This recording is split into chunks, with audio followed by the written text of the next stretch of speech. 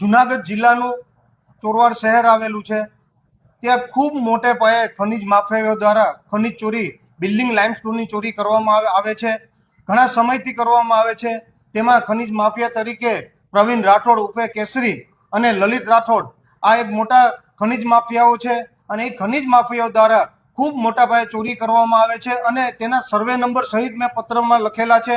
અને હું તો કહું કે અંદાજિત એ ખાડાઓ છે, એ બિલ્ડિંગ લાઇમસ્ટોન છે કે આપણી વિધાનસભાની બે બિલ્ડિંગો અંદર વહી જાય આટલા મોટા મોટા ખાડાઓ અને લાઇમસ્ટોન બિનકાયદેસર કાઢેલા છે।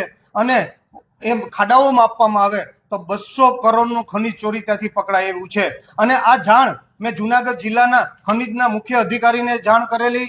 હું અહીંના કમિશનર ધવલ પટેલને રૂબરૂ મળેલો અને એ સિવાય પણ અહીંના સચિવ મમતા શર્માને પણ હું રૂબરૂ મળેલો અને એચપી પટેલને પણ હું રૂબરૂ મળેલો અને એ સિવાય પણ એચપી પટેલને મેં ટેલિફોનિક વાત કરેલી। આ લોકોને આ જે ખનિજ ચોરી થતી હતી એના લોકેશન મેં આપેલા, એના સર્વે નંબર આપેલા, પણ આ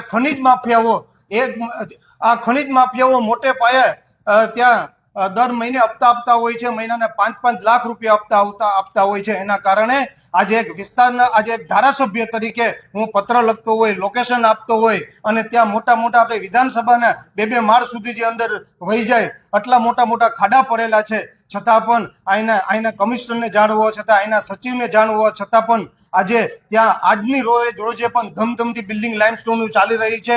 ખનિજ માફિયા બેફામ જાહેરમાં કહી રહ્યા છે કે અહીંયા અમારું કોઈ નહીં બગાડી લે, અમે છેક સુધી હપ્તા આપીએ છીએ એવું જાહેરમાં કહેતા હોય છે। આજે એક ધારાસભ્ય તરીકે જો વાતનો કોઈ સાંભળતો હોય તો સામાન્ય માણસનું શું થતું હશે।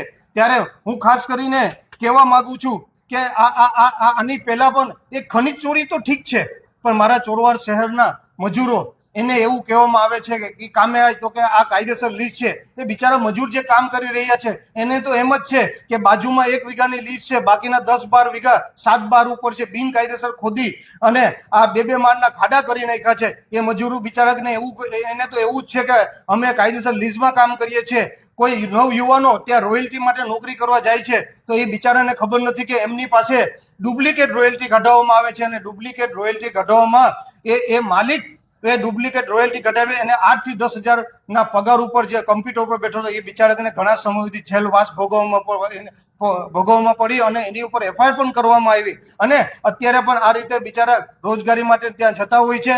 અને અવારનવાર મેં 17/3/2025ના રોજ મુખ્યમંત્રીશ્રીને પત્ર લખ્યો અને એક શુક્રવારના રોજ હું મુખ્યમંત્રીશ્રીને રૂબરૂ મળ્યો। આ મુખ્યમંત્રીશ્રીને મેં સંપૂર્ણ જાણકારી આપેલી છે। મુખ્યમંત્રીશ્રીએ મને કીધું છે કે તાત્કાલિક ધોરણે એક્શન લેવામાં આવે। જો આ એક્શન નહીં લેવામાં આવે તો વિધાનસભાના 27 તારીખે આ વિશે હું વિધાનસભામાં પણ બોલવાનો છે। જરૂર પડે તો વિધાનસભાના ફ્લોર ઉપર ઉપવાસ ઉપર બેસવું પડે તો ઉપવાસ ઉપર બેસવાની પણ તૈયારી છે અને જરૂર પડશે તો જનતા રેડ પણ આ ખનિજ માફિયા છે જ્યાં જનતા રેડ પણ પાડવાનું છે। એ સિવાય પણ જો નહીં કરવામાં આવે તો હાઈકોર્ટમાં પિટિશન દાખલ કરવામાં આવશે।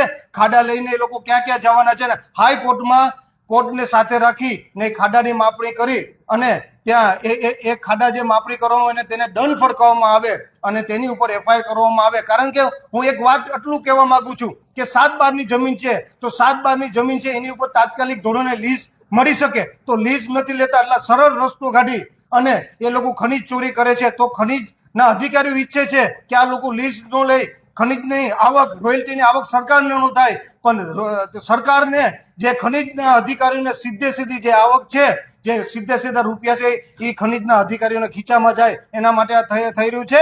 ફરી કહું છું કે તાત્કાલિક ધોરણે નહીં આનું એક્શન લેવામાં આવે તો ઉપવાસ ઉપર બેસવાની મારી તૈયારી છે વિધાનસભામાં। જરૂર પડશે તો જનતા રેડ પાડીશ અને જરૂર પડશે તો હાઈકોર્ટમાં પિટિશન દાખલ કરી અને તેના ખાડા